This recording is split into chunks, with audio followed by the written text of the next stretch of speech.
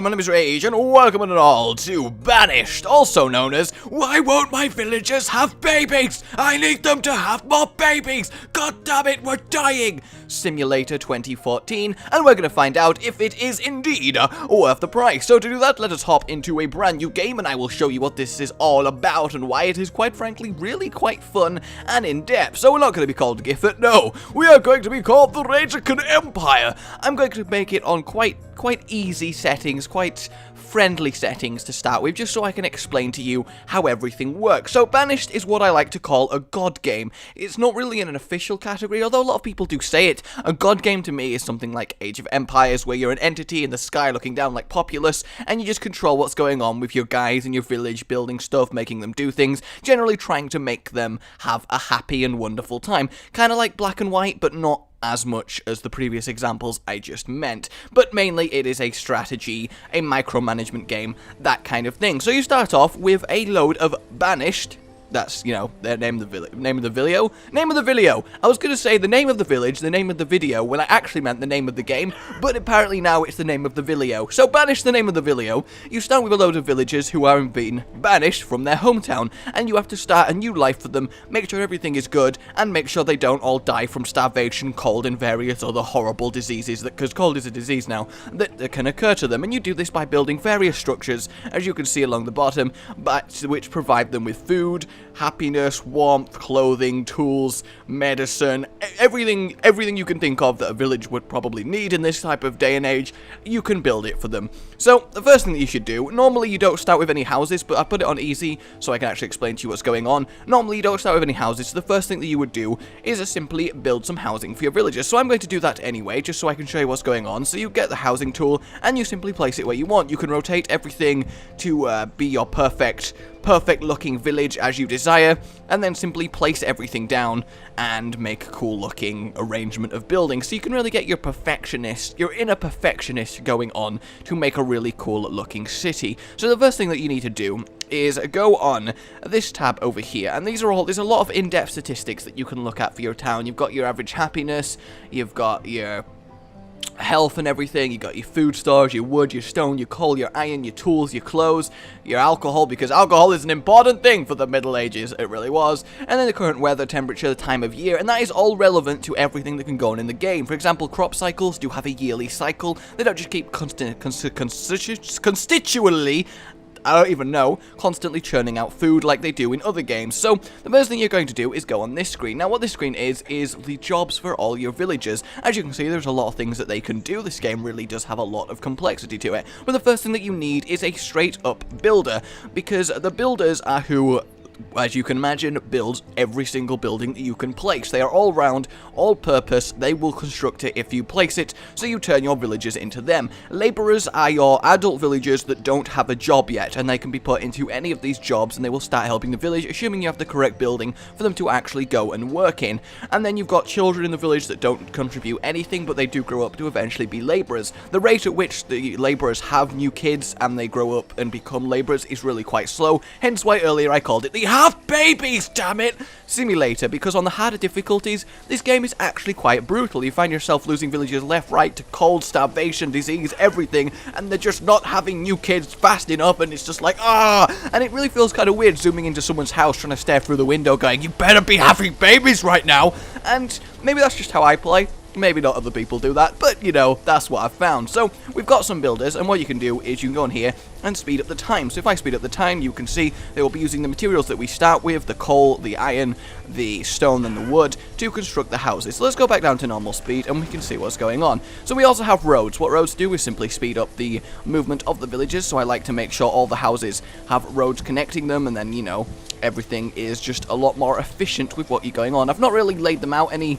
reasonably efficient here, but that's because I'm just showing you what's up. Totally not because I'm incompetent. And then what this is a storage yard and a barn. These just help you store materials so you don't have to leave them lying around the forest. So the first thing that we need is space. So how do we get space? Well, we simply clear the area. If we go on this tab, I guess, over here, and I simply drag a massive area over here, my villagers will move like scurrying ants, if we've got it on 10, and start decapitating this forest. And I mean English failure, and I mean decapitation, because loads of blood is going to spurt out from the ground per tree. That would be amazing. Like in real life, you fell a tree and then a massive blood just... That would make being a woodcutter a lot more of an intense job, don't you think? So, the first thing that you should figure out how to get your village is a food supply. Starvation will become a big deal, and then the second thing you want to figure out how to deal with is cold. Once you've got cold and food pretty much stable, then you can start expanding, making a cool village, getting all the buildings, but that is the real challenge early game, making a sustainable, healthy village in terms of cold and food. So, as we're near a river, we've actually got quite lucky with this spawn. What we're going to do is go into the food resources. You've got farms, you've got orchards, you've got pastures, you've got fishing, you've got hunting, and you've got gathering. So if we go on the fishing dock, and we can simply place that in the water here, I can then connect it to my network of roads, as I like to do. It's not really that necessary early game, I'm just kind of too much of a perfectionist when I play games like this, and I like everything looking nice. So we've got a fisherman's hut over here, I'll come back to that once it's finished constructing. And then as you can see, we started with a load of chickens. So what I want to do is create a pasture to put those in. So if I go over here, create a pasture like that. We don't need it that much bigger, it is only for chickens. And then I'm also going to expand the stockpile, just in case we get extra resources, by building it over there. You know, you want to maximize space efficiency while doing this. Well, a lot of you will play this and be like, yeah, I want everything to look pretty, which I can completely and utterly agree with. I accidentally paused the game there. You could pause the game. At the start, and when you're getting used to it, you need to play efficiently more than pretty. So, my fisherman's hut has completed. So if I click on that, you'll see that there's no one working at the fisherman's hut. So if I press this up, I now have a fisherman, he'll now be working. You can also do the same thing by going on your worker distribution tab, and if I go to fisherman, increase the number of fishermen, it will achieve the same thing. But I prefer to just do it on the actual building, then I've got a better overview of where everyone is and what everyone is doing. So now if I go on my pasture, which is finished, click on that, I would like to put chickens in here, and I will put one worker on this pasture, because I need one guy to look after chickens, and then the chickens will get moved by the guy into their pen, and all will be good. So we kind of need more space now to keep expanding. I want to solve the warmth problem, and to solve warmth problem, what we need is jackets and clothes. I don't know why jackets is a separate category to clothes, but apparently now it is, so you just need to accept that. You accepted it? Have you accepted this truth about clothing? That the life fibers will take over, and you cannot, no matter how many Goku uniforms you... No, wait, that's... a little... No, never mind that. Everyone who understands what I just did, you're now going, hey! And everyone who doesn't, don't worry, it's mental. So we need a tailor. Now what a tailor does, as you might imagine, makes clothes. And I'm also going to put down a blacksmith. And what a blacksmith does, as you might imagine, makes tools, which make the gathering more efficient and a lot quicker. And then we also have tavern, which simply just makes people happier with beer. We've got a herbalist, which we also do want. We put that in the middle of the forest. And what the herbalist does, we'll go around gathering various herbs and remedies in order to cure sickness. We also want one of those pretty early on as well. And then over in the forest over here, where there's some open plains but also some forest, I'm going to place a hunting cabin, and they will go around hunting wild game to bring in more food for the village. So we're looking okay right now. We've got a nice little base for all of this. Kind of do want to have an orchard as well, just so I can start growing trees to get fruit and stuff for everyone. You want as many different and varied food sources as you can get for your village. You don't want to just rely on one thing, because if it goes wrong, then you're up, well, this creek without a paddle. So they're now making a hide leather coat in the tailors. So if I put that to 1, we now have one of our laborers converted to a tailor, and he's going to have his merry old time being... Is it a cobbler? No, cobblers are shoes, right? I'm pretty sure cobblers are shoes. I know my history! And then we can also build stuff late in the game, like a trading post, which allows your villagers to trade, but really you only want this once you've got a really rather large village going. When every single person in the village lives within a foot of each other, having a trading post actually slows things down. I don't think it mechanically slows things down, but I like to think the retardation of someone trying to trade with their next door neighbor, so they both walk out their house, meet each other, walk all the way over to this trading post, trade, and then walk all the way home. Maybe that's just me. Maybe I like toying with my villagers too much. Maybe I shouldn't be allowed to play this game. Either way, I am playing it, and I am evil overlord. My first game, everyone died of starvation and freezing. They were running around in the Arctic tundra without houses, starving and freezing to death, and I was just kind of watching it in like fixed, morbid admiration. Yes, I was admiring their glorious deaths. And then we're also going to build a farm over here, which I'm going to make around that big. When you build something over a existing lot of resources, your villagers will automatically clear them, add them to the stockpiles and everything, so nothing's wasted, everything's quite efficient. So now that we've got this built, I'm going to say I would like to, let's have peaches. Peaches are much nicer than plums, and I'm going to put some workers on this orchard, yes indeed. I don't like to go too heavy with workers early on, because in case deaths start happening, which from the game time that I've had, because I've played this for quite a few hours, because it really is quite compelling, because I love games like this. What I should say at this point, though, ladies and gentlemen, is that you only want to get this game if you actually just enjoy micromanaging things, enjoy running a village, enjoy all the deep, like, resource management, all the different levels that are going on here. You're not working towards anything. In other games like this, that technically could be called strategy games, because there is a lot of planning and, you know, strategy in how you go about doing things and having the most optimum and efficient village layout and how everything's working, but you're not working towards an end goal. You're just surviving, which I really like, because I just love running villages in these type of games. But a lot of people might be put off by the fact you're not going to be building armies at any point. You're not going to be fighting people. You're simply here to look after your villages and have a thriving, massive community, and you really do end up with some ridiculous cities. Like, imagine this entire screen that I've just zoomed out of, covered in your buildings, a thriving, like, medieval metropolis of amazingness that you've constructed. You really can get to that, and it's really quite fun when you do, but actually getting to that is quite difficult. All the fun for me is when you first trying to get your feet off the ground and actually making everything work. Once you've got everything quite self-sufficient, short of a natural disaster, which can happen, you're pretty much okay to just let everything run and just slowly, to your heart's content, add things to your village and make it all look nice and pretty and lovely. And you've also got things like schools and hospitals, town halls and stuff. You can get pretty advanced, like the town hall itself is a massive building, and you can also do endgame stuff like having a mine, and you can also have a quarry, which again is massive, but this is all stuff that you don't need early on, because honestly it'll be quite a detriment, because you just want to make sure everything is sustained and good. I'm going to add an extra fisherman just to keep my supplies of foods going on. You want to constantly monitor your food, because you can very quickly suddenly start starving to death. I've got 56 food stored, which is quite good, which means I can probably move on to start focusing on the happiness of my citizens. And I could do this with a tavern, or I could do it with one of the buildings I mentioned before. Now, a well, I should probably have a well. Well, and a good place for the well is this space that I've accidentally wasted here. I'm only going to put one in because I don't need to. I could probably do a hospital, but I do have the herb gatherer's house over there, which I probably should actually... Oh no, it's not even been built yet. Oh, we don't have enough stone.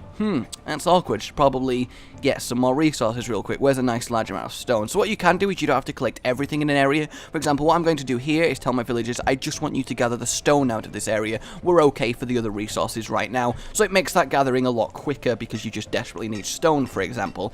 Alright, so I'm going to actually build a tavern. I've not actually built a tavern before, so this is going to be quite exciting. It's going to be exciting. We're all going to get crunk.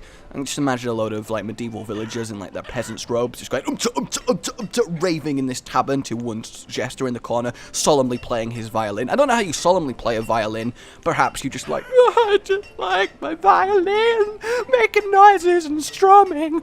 I don't know. Either way, right?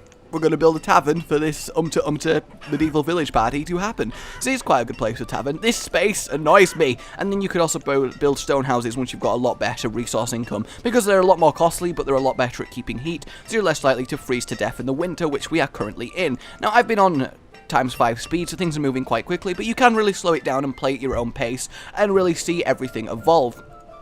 And we've got our orchard here, which for some reason I messed up on, because... There we go. Oh no, you can't actually... That is a complaint I have. For example, if I have this orchard, right, what I cannot do is simply extend it by one row. So because I fucked up and didn't include that row as part of the orchard, that now is forever wasted space, and that just bugs me. It wouldn't bug a lot of people, but I'm quite OCD with these things, and that gets to me quite a lot. And then my only other major complaint with this game, because everything is pretty good, everything looks nice, everything works well, the interactions with resources and the villagers don't do retarded shit most of the time, they just don't have enough babies, god damn it! And then... main problem I have is the seasons, which isn't a problem I should have, isn't a fair problem to label at the game, it's just me, but I really dislike it when snow and rain is covering my screen and everything goes slightly darker and hard to see. I realize that that makes sense, it's realistic, and it's mechanically good for the game because it affects your villagers and what they do, but it just bugs me. Like right now, this annoys me. I can't really see anything, I like the nice sunlight, everything's good, but that's because I like to play a game like this for a sandbox, for just enjoying building up my village, enjoying everything working as it should. So it's not really a valid complaint to have as a general negative against the game. Just on a personal level, you have to get kind of used to not being able to see about half the time. I'm going to increase my builders by 1 just because things aren't getting done fast enough, and then I'm going to put a blacksmith in here, and he's going to be building iron tools, which is simply log plus iron, and it makes everyone do a lot faster. Now what you can do later in the game, which is a really neat mechanic, if I go and build one, where are you? I require you! I do not know which tab you are in! Give me a second while I find it. It's okay, I have the power. Here we go, trading post. So I'm going to build a nice trading post, and this is going to go... there we go. I have constructed it. Now, it might take a while for this to actually get built, so bear with me. Like, you thought I meant the expression, but what I actually meant was you're going to get attacked by a bear and killed on the 2nd Saturday from the 3rd Thursday from your next birthday. You'll forget about it, but when it happens, you'll be like, Rage warned me of this! It's my own fault that I am not carrying anti-bear equipment! So we got my herbalist. I'm going to put a herbalist in there who will now start getting herbs to solve the disease of my civilization. Now, this cross means that they simply are out of materials to perform their work, which is kind of a problem. And then over here, we can see this frosty symbol. It means that the family of Heidi, Net, and Dolorentin. Dolorentin is a great name. I'm now going to call my future children it. And they're a little bit cold and chilly, which isn't good, because for some reason I'm retarded and forgot to build one of the most important buildings that you can build at the start of the game. Whoops! What you should be building at the start of the game, once you've got basic food covered, is one of these bad boys. Now what these do is make firewood to go into your houses and make all the villagers a lot warmer. I again fucked up with the spacing of that. Basically the arrows are the entrance, they're not actually taking up space, so I wasted a section of space there, but again, that's not a big deal. So I'm going to speed everything up. How are we doing for resources? Really badly, actually. Oh god, alright, where's a load of stone and everything? This looks like a good segment to take out if I do that. Now everybody, go! I don't want people to start dying. See, look, we've got frosty symbols propping up. It's kind of like it's like a domino effect. Once a few people start freezing to death or starving to death, you'll find it happens and happens and happens, and then before you know it, you're down to 2 villagers who are looking around thinking, oh, my friends and family are dead, there's 2 of us, I don't even like you, I am not making you humans with you. I'm pretty sure that's how you proposition someone in the medieval ages. You walk up to them in a tavern and go, Madam, would you like to make a new human with me? And then they just bowled over by your audacity and bravado, right then and there, basically. I would do well in the Middle Ages, I'm sure you can agree. So we're going to whack a tavern host in there, make everyone a little bit happier, although he is lacking his ingredient. Now, this may be a derp by me, because, although no, they require, okay, so they can make ale from anything that you want. For some reason, not, oh no, they can make it from wheat. Now, what are we growing over here? We're growing peach. Can you make peach ale? You can, peach ale. I bet that's kind of weird, actually. Probably rather nice. So everyone, you need to start farming resources. We're getting a little bit low on the whole labourer fronts. Maybe I should take some people. Yeah, I'm gonna go down one of them. I'm going to drop a fisherman. I just want a few extra labourers so things actually get cut. You see, now I've got 2 people cutting down resources. Otherwise, I was kind of going to grind to a halt and everything would be kind of, you know, dead and barren.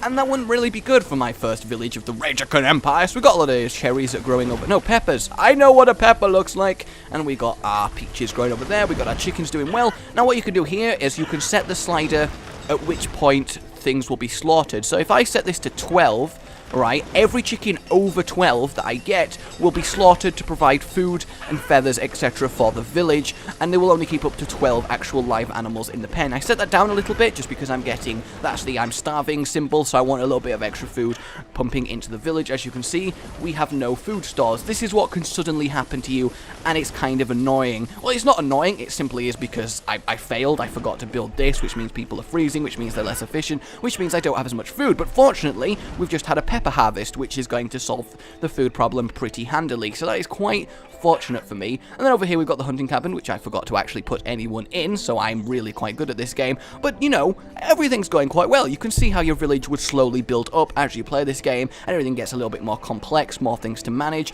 and it all becomes really quite good and in-depth, and it really is quite fun and compelling. Just, again, when you get this, if you choose to Don't expect it to go any further than this. You get a massive village and it grows and grows and grows and you get everything and it's complicated and awesome, but you never do anything with that. You're not fighting anyone. And personally, as I said, I wouldn't let that put you off. It is still a really fun and compelling experience, but just be aware of what you're getting into when you actually buy this game. You just progress, as I have been doing, slowly adding on things that your villagers need or that you want to build, and just there. Yeah, you can really be proud of this awesome civilization and city that you have crafted in your glorious name. And then once you get bored, you can deliberately make the conditions horrible and slaughter all your people and generally maniacally laugh as you drink the blood of the innocents. But that's another psychotic story that we know. I've had 2 deaths. No, Net the hunter has died of starvation. The irony that the hunter has died of starvation. The person most capable of surviving in the wild has died of hunger. What the hell, Net? Jesus, you can't get good hunters around here anymore. So when a hunter dies, another labourer automatically fills their slot, as that just tells you how many people you want working there all the time. So Net was replaced pretty quickly. We don't really care about Net anymore. How's this doing? Well, we got a lot of stone. We kind of need some more stone. I should probably spend less time telling you things and more time gathering resources. But at this point, there's not really much more I can tell you about this game, ladies and gentlemen. It's very in-depth. The harder difficulties are genuinely hard. I'm kind of failing here and I started on easy. To actually make everything work on hard, you have to run a tight ship, make everything as efficient as possible, use the space, prioritize your buildings. You can really get into some deep level strategy with how you want to construct your village in the fastest way for growth, and I really do like that. And so yeah, do not be put off by how easy I've seemed to be doing things. It can get very difficult, especially if you start in less favorable terrain as I did. So as you can see, everyone is now freezing because I simply do not have a woodcutter here who is not providing logs and firewood for everyone, so I may have some deaths from being frozen here, which is very, very awkward for me. Now I've got a lot of stone. How's this doing? It simply just does need stone. Alright, here we go. Yeah, stone's being complete. And come on, builders, please build it. I require the firewood or I'm going to die. We will never forget you, poor Net. Well, I'll forget you like 5 minutes after I finish this. But that's not the point. For the next 5 minutes, I will mourn. I will mourn for all of time. I want this to be built so I can show you what I think is one of the funniest things in the game. And then I'll end the episode and round up my thoughts on this game. Well, actually, I can do that now while it's being built. Or can I do that now? They're built typically as I decide to do something. The builders are just like, ha, suck it, Rage, we'll build this so fast. Alright, so what you can do is any excess resource that your villagers product. I'm good at the words. So for example, we just got a crap ton of peppers. So what if I want to do is say I want to stock 60 peppers in here. Okay, so 60 peppers will get carted to the trader's post. So if I actually, oh, I don't have any laborers. No, my laborers. Alright, let us take down a fisherman to 1. Oh no, we can put that fisherman back up to 1. Put a trader in here. Now, if I saw 60 peppers in this area, good timing on the spring there, and what I can do is go and trade, and then I can ask for an item that I want, or I can simply purchase items, or I can put in a recurring order from neighboring towns and civilization. So if I want, for example, some meats. Yeah, we go. Let's get some meats. I want 40 meats. So basically, when the merchant arrives, I can set it so that he'll automatically trade for 40 meats based on the inventory that I've put in.